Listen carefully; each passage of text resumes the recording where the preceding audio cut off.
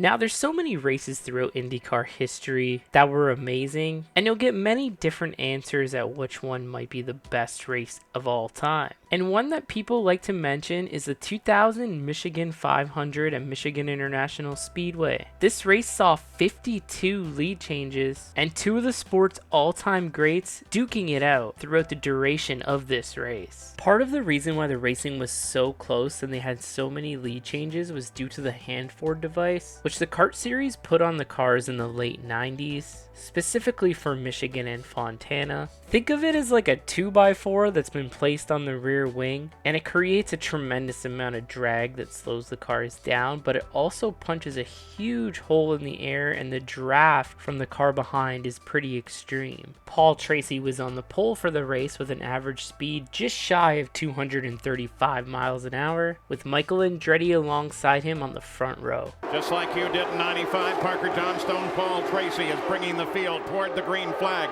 Christian Fittipaldi closes up nice and tight on Paul Tracy. We wait in. Here we go. The 500 miles is underway, and already they go 5 wide. Joe DeFerrin almost making contact with Christian Fittipaldi, and DeFerrin takes the lead going into the first corner. DeFerrin comes screaming forward, while at the same time, everybody looks for racing room. Franchitti comes down low. Montoya comes up to the front.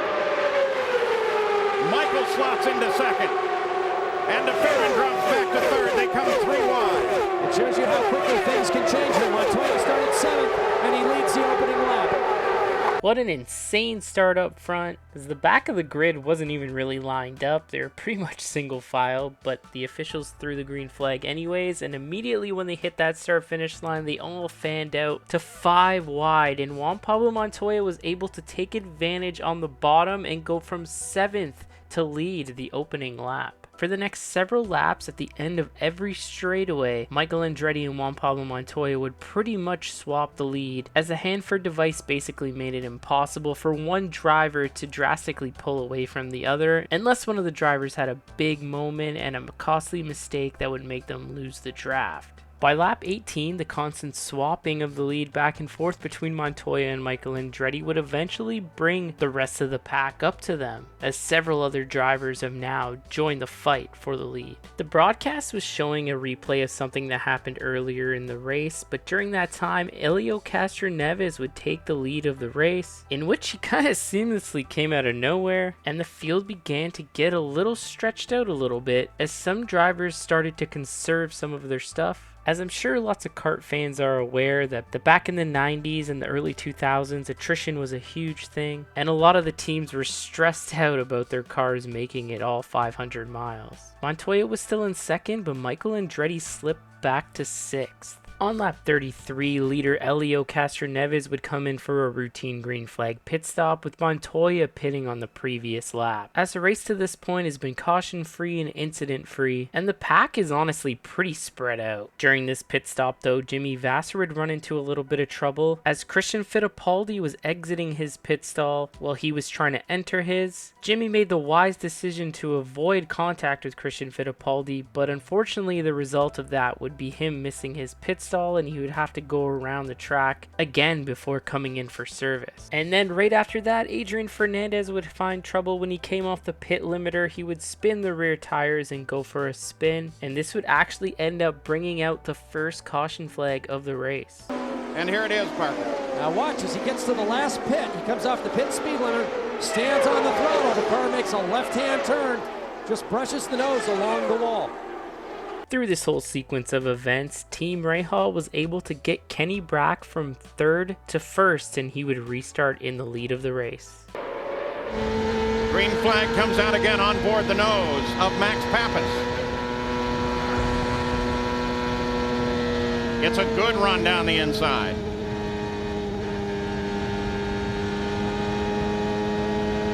He's going to get caught up behind Gidley as he comes off there.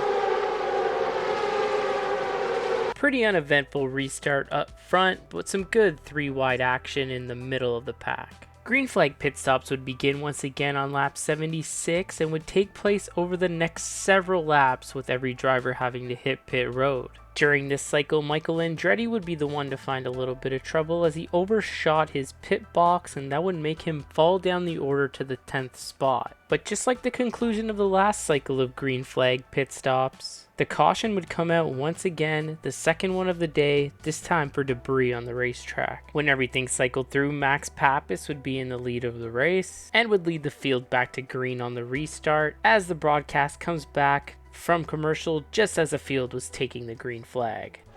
The pace picks up as Max Papis leads the field back to the green flag. Castroneves battles with Kenny Breck for second place. Christian Fittipaldi makes his move on Montoya and slots into fourth. But Max Papis is leading this run at the Michigan 500. Breck moves inside of Castroneves. Castroneves tries the high side on Papis.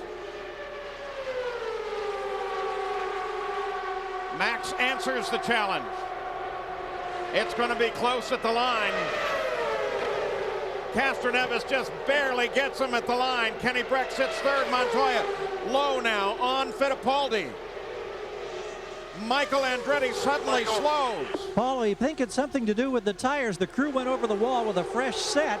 He continued to roll on by, but he's well off the pace. So we don't know if he'll be in on the next lap or if he's going to stick with it and try to get back up to speed. Michael Andretti, who started on the outside of the front row, slowing. Michael Andretti would fall to the 16th spot, the last car on the lead lap, but everything would end up being okay. As he had a little issue with tire pressure, he thought that he was losing tire pressure in one of his tires, but as the car continued to run, those tire pressures would build back up, and he would get right back up to speed. In fact, be one of the fastest cars on the racetrack as well, despite not being in the pack with the leaders at the front. On lap 98, the first major incident of the race would happen coming off of turn number 2. Christian Fittipaldi and Kenny Breck were side by side. Christian Fittipaldi did not give Kenny Breck a lot of room, and the two made contact, putting Kenny Breck into the outside wall, completely destroying his car in the process, while Christian Fittipaldi was able to drive away from this incident. Here it is, Parker. Coming off of turn 2, Kenny's almost up against the wall. Christian lets the car out a little bit to the outside. They make contact. Kenny locks his left front wheel in between Christian's right front and right rear. Now watch as they come off the corner. Christian starts to drift up high. Kenny heads for the outside wall, trying to squeeze in, and he just makes contact with that right rear wheel. Gets a little bit of air, makes heavy contact. Under this yellow, Jimmy Vasser would pull off the track, and he would become the third car to retire from the race due to mechanical failure, as he would join championship points leader coming into this race, Roberto Moreno and Tony Kanaan, behind the wall with mechanical issues. Juan Pablo Montoya would cycle around to the front, and he would lead the field back to green. Pace comes up from Montoya. Green. Damana looks low. A look way down. Max Papis takes it all the way down below the line, while at the same time Tracy comes around the outside.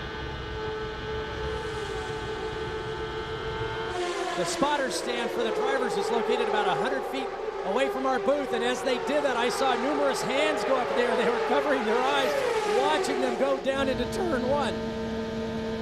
Paul Tracy, who started on the pole, then fell back to 14th, now works his way up in the front. Castroneves is at the front of the field.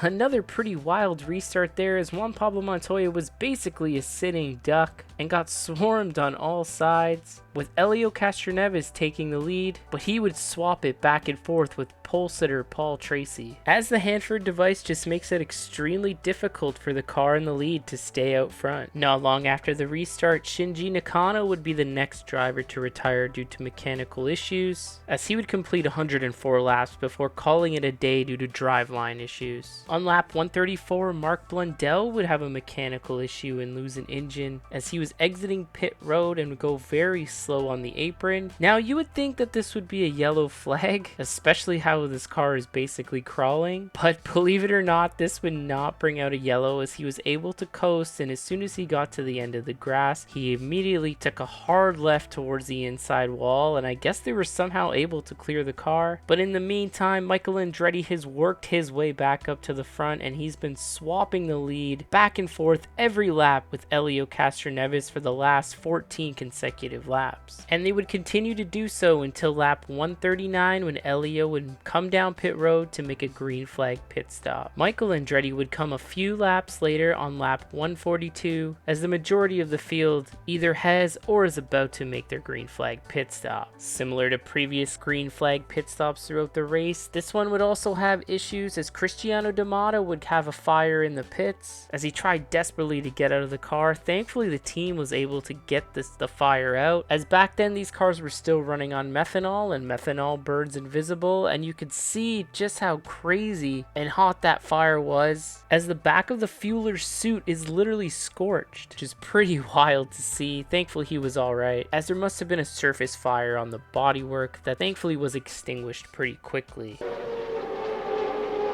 You can see him stretch the fuel and vent hose out.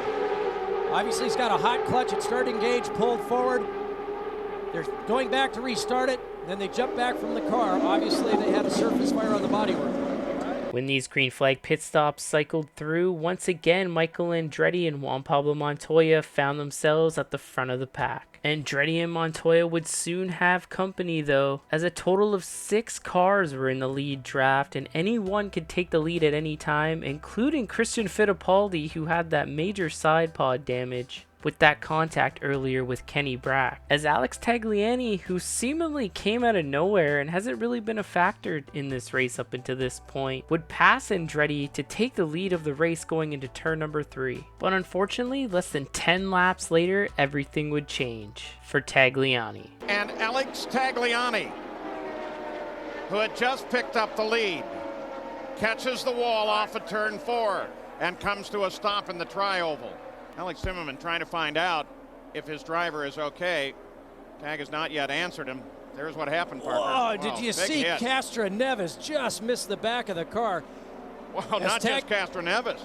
That looked like Tracy that came through low there. That was very close. As he came off the last corner, Tagliani's car got away from him. The back end stepped out, rotated into the outside wall. Close call by the trailing drivers there. It took a minute for Tagliani to get out of the car, but he was in fact okay. 2000 was Tagliani's rookie season, and he did not have a lot of experience on these super speedway type tracks. Unfortunately, while leading the race, the back end came around on him, and he ended up in the wall. All the leaders would hit pit road under this yellow flag, and Juan Pablo Montoya would win the race off pit road, and would lead the field back to green on the restart. As the field was coming around to take the green, the broadcast had a chance to catch up with Kenny Brack, who was extremely upset with Christian Fittipaldi for that accident, and he had some pretty funny quotes in this interview. Now that you had a chance to think about it, what happened in that accident? Well, you know, a place like this, you run side by side for basically 500 miles. You can't get away from each other, so it's very important that you leave room for the other competitors. And I was on the outside of another car, and he didn't leave room for me. And yeah, that's what happened. Had you run side by side with Christian any place else on the racetrack prior? Yeah, you ran side by side everywhere. I guess, I don't know if he didn't see me, if his mirror fell off or his spotter fell asleep, I don't know, but it was unfortunate. It's racing, it happens, but we have to go on to the next one. All right, we're going back to green. Thank you, Kenny. And remember, it's been some time since that accident. As we go back to green flag racing in, so Kenny has had a considerable time to calm down. Here is Paul Tracy as on the restart. He moves to the lead, getting around Montoya. Montoya drops into second, Castroneves to third. Then Michael, then Christian Fittipaldi. Franchitti moves way, way low on Fittipaldi, while at the same time Pappas goes high. Michael down inside Castroneves. On lap 176, Dr. Alvey gave an update on Tagliani and revealed that he was fine and was about to be released from the infield care center. It was also at this time in the race that it was revealed that Gilles de Ferran actually broke his finger from a piece of debris from the wreck with Kenny Brack earlier in the race. Gilles would continue in the race after that point, but would fall out of the race on lap 138 after contact with Michel Jourdain that damaged his suspension. Unfortunately, the broadcast never showed that incident, but I'm sure if that never happened, Gilles de Ferran would have ran all 500 miles with that broken finger if he could. As the race approached its final 50 laps, things would get pretty interesting as Helio Castroneves had a 9.3 second lead. And if you're wondering how that's possible, it's because the rest of the field decided that they were going to go into extreme fuel saving mode. As the way that things were working out right now, pretty much everyone would have to make a splash for fuel at the very end of the race. So all these guys went into extreme fuel saving mode. Nobody wanted to lead the line, so these guys could just do it on one more stop and make it to the end without that additional stop and go for fuel. But Castroneves' team just decided to keep going full throttle and all out, build up a huge lead, try to get as big advantage as you can, because they were already convinced that there was no way that they were going to be able to do it on one more stop from this point. And just 3 laps later, Helio Castroneves would be the first of the leaders to hit pit road, the team knowing that they were probably going to have to come back for a splash near the end of the race unless there was a lot of caution laps. But it's rather unfortunate for the man who's led the most laps throughout the day. Montoya would hit pit road on lap 209, Michael Andretti would come the next lap on lap 210, with the bulk of the leaders now completing their pit stop. When things cycled through, Helio was still out front with a pretty sizable lead. Once again, going all out, no fuel saving, they know they have to pit again. Adrian Fernandez ended up in second. He was actually the last one to hit pit road, so he took the least amount of fuel, which put him into second. His team thinks they're good to go to the end, and he's 11 seconds behind Castroneves still, and the rest of the field is still in extreme fuel saving mode, 17 seconds behind. But unfortunately, we wouldn't get to see this strategy fully play out. The absolute... Oh! Christian Fittipaldi gets in trouble. Takes a long ride on the grass. The car stays to the ground. And he doesn't touch a thing. He's limping though. That car took a heck of a ride. It may not have had any specific damage, but going through the grass at 230 miles, it looks like he banged his knee or his ankle. Up on his helmet there, that's the Hans device that Christian is wearing, trying to help protect from neck injuries, neck and head injuries. You can see him. He pulls out, nearly gets Max Pappas as well, clips the back of his teammate's car, Michael Andretti. Christian Fittipaldi is so fortunate this car didn't hook wheels in the grass or over those access roads and start to tumble. Very, very fortunate. Christian got a little banged up from sliding through the grass like that at 230 miles an hour, but ultimately he would be alright. Under this yellow, Castroneves, no surprisingly, would relinquish the lead to come in to make sure he had enough fuel to make it to the end. But surprisingly, Juan Pablo Montoya was the only other leader to hit pit road during this yellow. The initial restart was waved off by a lap, but Adrian Fernandez would bring the field back to green on lap 230. They work to split Carpentier. Michael gets down under him, goes to second. And this is the Saturday night main event, sprint to the finish. Castroneves, the only guy with fresh tires. It'll be a slight advantage. Branchitti comes back at Carpentier. Oh, they're close there. That fights for third.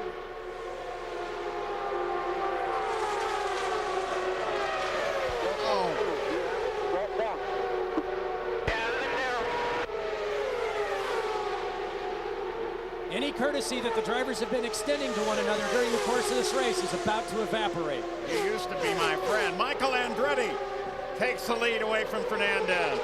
Most of the leaders now think they have saved enough fuel to make it to the end, but fuel is definitely still a concern. However, that was not a concern anymore for Juan Pablo Montoya. He did not change tires on that pit stop, but he did fuel up the car, and he can go full rich to the very end of the race. And the way he was flying through the field, it looks like he was playing a video game with the AI on easy, as he pretty much came out of absolutely nowhere to take second place relatively quickly.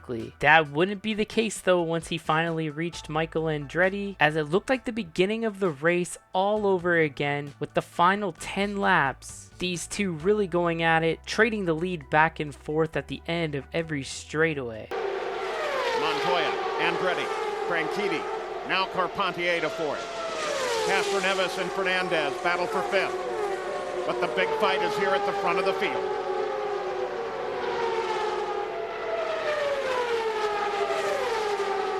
Will it play out this way? Will you be able to draft on that last lap down the backside? Let's see if Montoya can come back before the start-finish stripe. Okay, it doesn't look like it. Last lap, 1 to go. Michael wanted the lead with 1 lap to go. I'm surprised at that. But Juan takes it back. Montoya down inside. Montoya takes the lead of the race. Tarso Marquez, a slower car just ahead. Michael darts out on the backstretch. Michael tries to get it down inside. Montoya's going to stay right there on the outside. The slower car is just ahead. Montoya. Now Andretti, and they almost touched. They may have touched. The slower car is going to be a factor as Montoya brings him to the line. And Montoya takes the Michigan 500. What a finish. 4/100ths of a second. Montoya over Michael. And Montoya's 9th career win. What an amazing finish. That lap car definitely helped Juan Pablo Montoya there with the draft to try to get that advantage on Michael Andretti. In the post-race interview, Montoya said if he was not lifting and if he had to run right into the back of that lap car, he would have. What an amazing, clean finish. Good hard racing by 2 of the all-time greats of the kart and IndyCar series. And one of the most exciting finishes of all time. 9 different drivers took their turn leading the race with 52 total official lead changes. Helio Castroneves ended up leading the most laps, and Juan Pablo Montoya became the first driver since Rick Mears in 1991 to win both the Indianapolis 500 and the Michigan 500 in the same year. Well, that's going to do it for today's video. Thank you guys so much for tuning in. If you like IndyCar history, make sure you hit that subscribe button. It's completely free. But if you want to support the channel, you can join for as little as 99 cents a month and get access to exclusive perks. That's all for now, and I hope to see you in my next one. Take care, everyone.